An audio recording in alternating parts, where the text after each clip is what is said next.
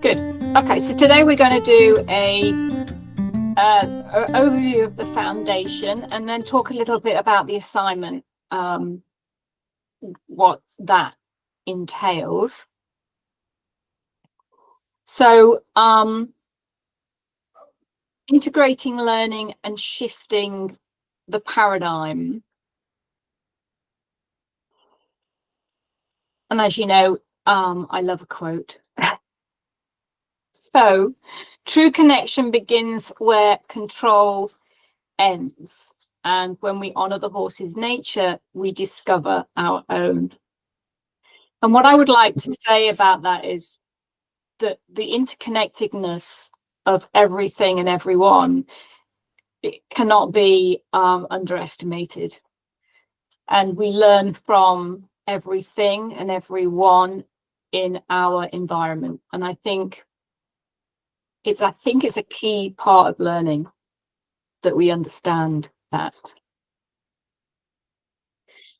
So we spoke about introducing the Rewild principles. Then we went on to observation as a connective power. Understanding instincts and purpose in human and horse. Then the nature v nurture, and exploring the roles of instinct, again, between human and horse.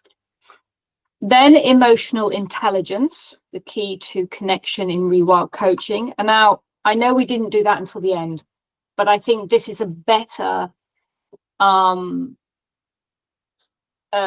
evolution of the foundation. So if I was doing it again, I would have put the emotional intelligence before the end.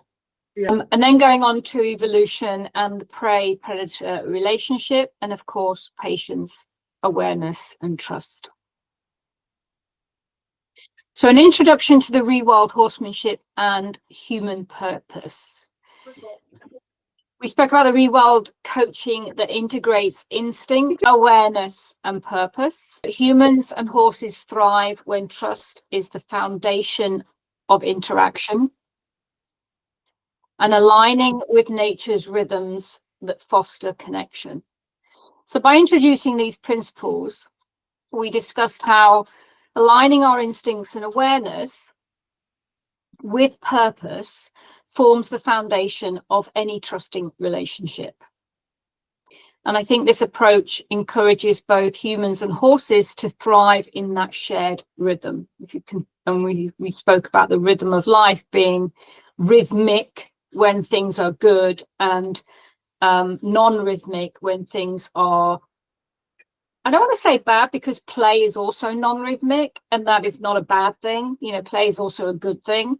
Right. But there is a definite distinction between rhythm and non-rhythm when we're talking about Rewild horsemanship and that human purpose within that conversation. So observation as connection. So observation is the gateway to understanding, and I cannot emphasize this enough. The more we are aware, the more we observe, the more we will understand the small nuances that are layered underneath all of the communication that horses do. Horses are communicating through subtle behaviors, and our role is to notice them. Not necessarily intervene or try and change them in the moment, but to notice them and absorb what is going on so that we can respond and not react. And being present in observation strengthens that bond. So it's a bit like seeing to really see, not just to look. Okay? So focusing on the power of observation, we learned that quietly observing our horses, we can pick up on those subtle cues that reveal their emotions and intentions, because the two are linked.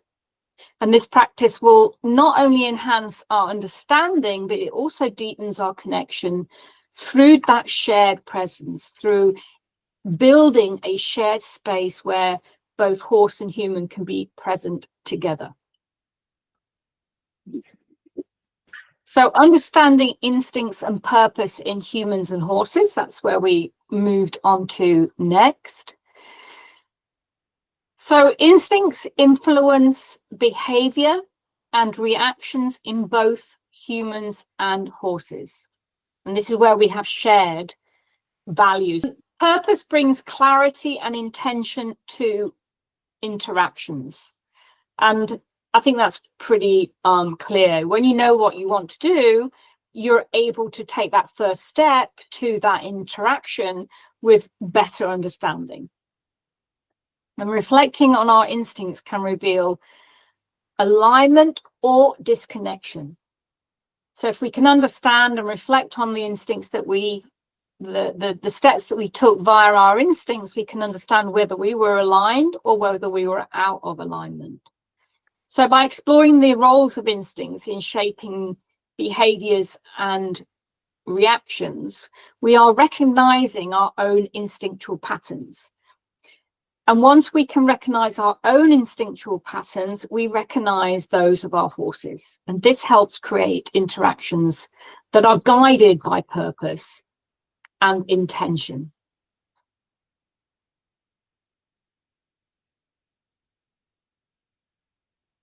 We then moved on to the nature v nurture, which is the role of instincts, another part of that all interconnected parts of this foundation conversation.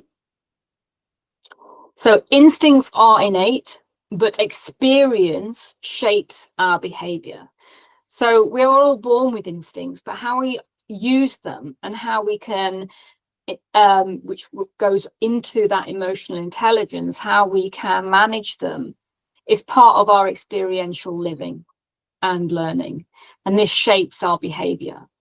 And understanding the balance of nature and nurture allows for adaptability. So when we understand what is nature and what is nurture, or if we can somehow encourage one or the other to create balance, then we are allowed to, then we can afford the horse an environment of adaptability to their own, to be a horse for horses' sake. And horses respond often, or horses' responses often reflect their lived experiences and trust levels. I think this is really important because a lot of the times we attribute behavior to nurture or to nature when really it's part of their lived experience, which has created a different response based on the trust that they have or do not have. And I think that one point alone is super important. So when we look at the interplay of nurture and nature, while instincts are fundamental, experiences shape behavior in truly profound ways. And the influence that we have on those experiences is, it cannot be underestimated how much influence we have. And if we can understand this balance between the two, between the nature and the nurture, we can adapt our approach to meet our horses where they are emotionally and mentally. We know where they are physically, they're right there. But what we need to do is ensure that the emotional and mental part of this of the triangle is all coming together, because you know the famous saying is their feet might be here but their mind is over there. Or if their mind is over there, you've lost them. It doesn't matter where they are physically. So meeting our horses where they are emotionally and mentally allows us to bring them all back to the same point and therefore be present in that moment. So emotional intelligence is one of the keys, if not the key, to connection. Emotional intelligence involves recognizing and regulating emotions. The horses respond to emotional congruence and authenticity. And developing emotional intelligence enhances mutual trust. So those three are much more based on the human. And why I tried to focus the emotional intelligence on the human in this foundational level is to seek it in a horse, or to understand it in a horse, is very difficult unless you can be really responsive to your own emotional intelligence. And I think people get really worried when we talk about the word intelligence, because they align it with stupidity or being a fool. And emotional intelligence is really not about that. It's about being self-aware. It's about understanding why you're responding. It's about being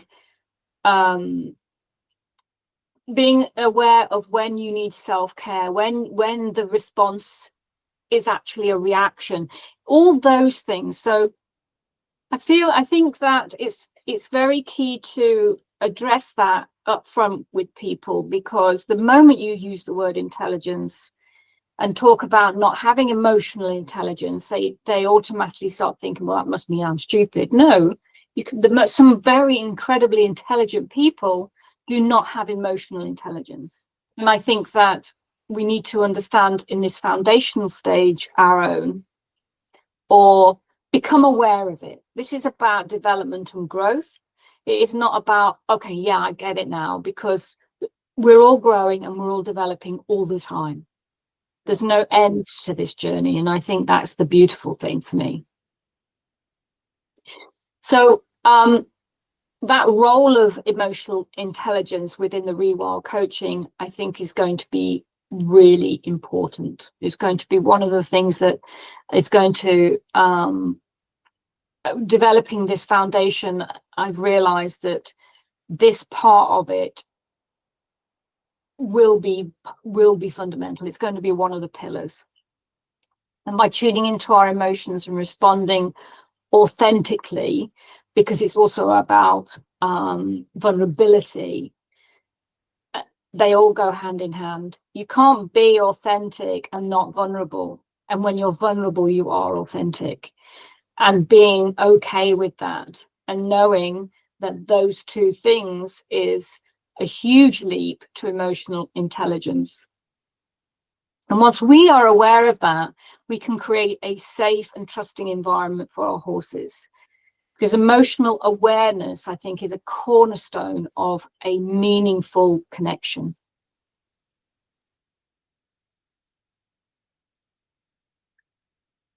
So then we started, we talked a little bit about the evolution and the prey-predator relationship. So humans and horses share an evolutionary relationship shaped by survival instincts. And shifting the prey-predator dynamic fosters collaboration, and awareness and calm energy can signal safety to our horses. So by looking at the evolutionary bond between humans and horses and understanding the relationship, we can consciously shift from prey-predator mindset to one of collaboration and mutual awareness. It doesn't have to be them and us. We can coexist in harmony by understanding all that I've just talked about before, the nature nurture, the emotional intelligence, etc.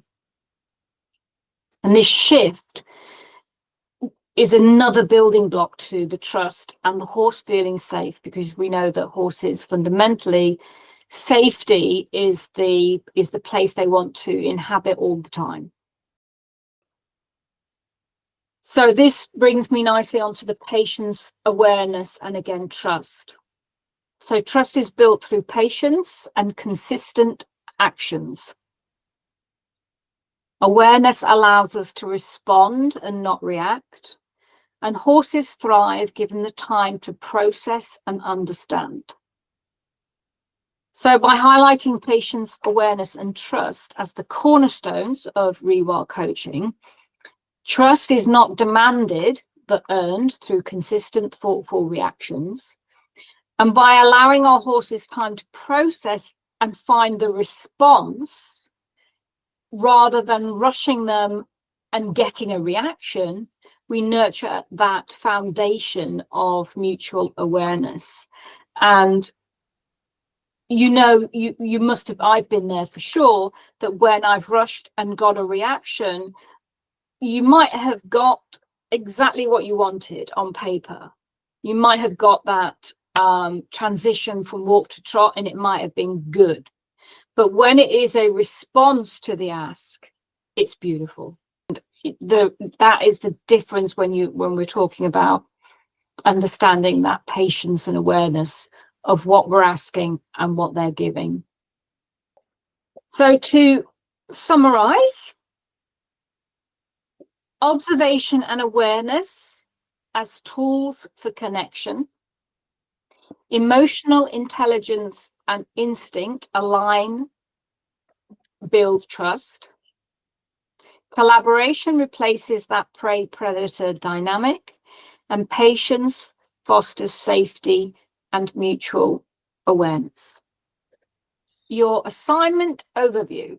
So the task is to create a foundation lesson that introduces Rewild coaching. Include an overview of the principles and choose one subject to expand on in your unique voice. So all of those things that we've just spoken about, sort of an overview of everything, but pick one that you're going to expand on. So the purpose of this exercise is to demonstrate your understanding of the Rewild principles and practice communicating these ideas effectively.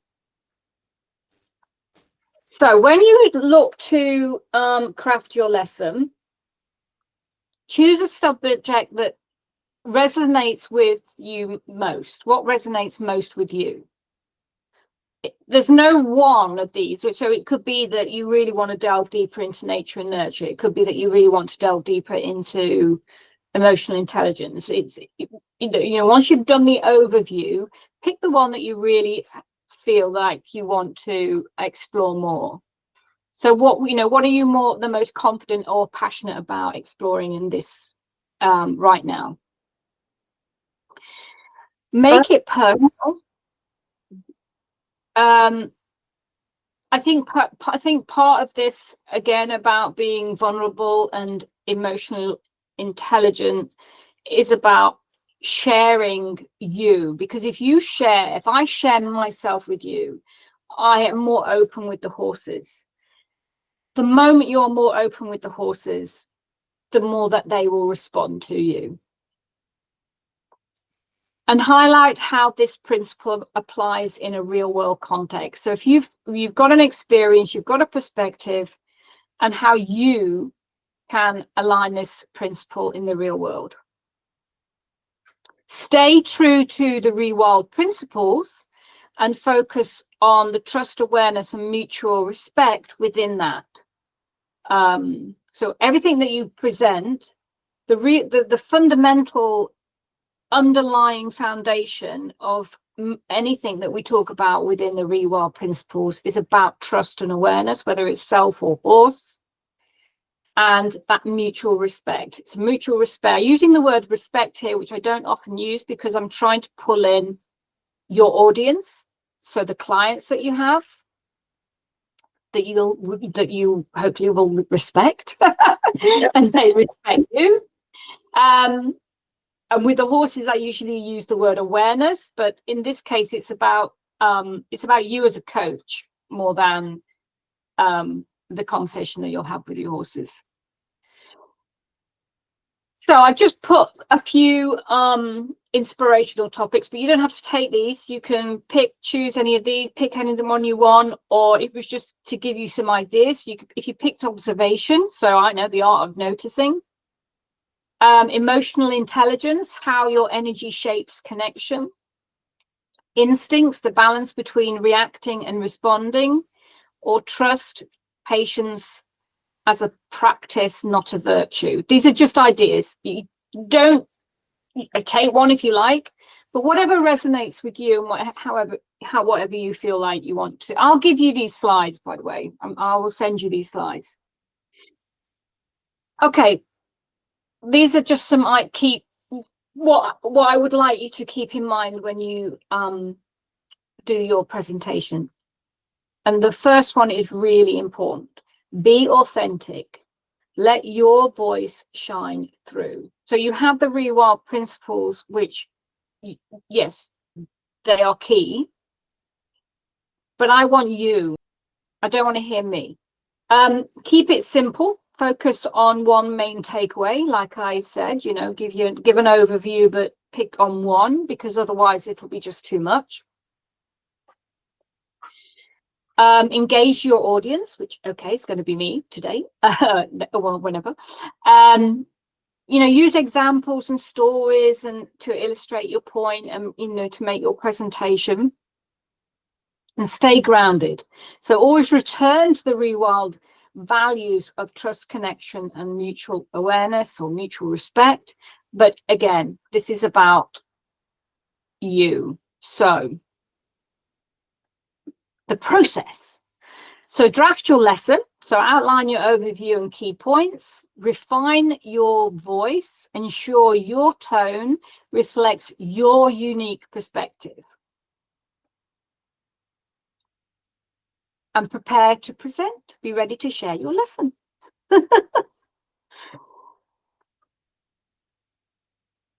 And finally, this is, I've just said it a million times, but here you go. Your voice. Bring your unique perspective to Rewild coaching. 2 and 2 make 4. This isn't maths.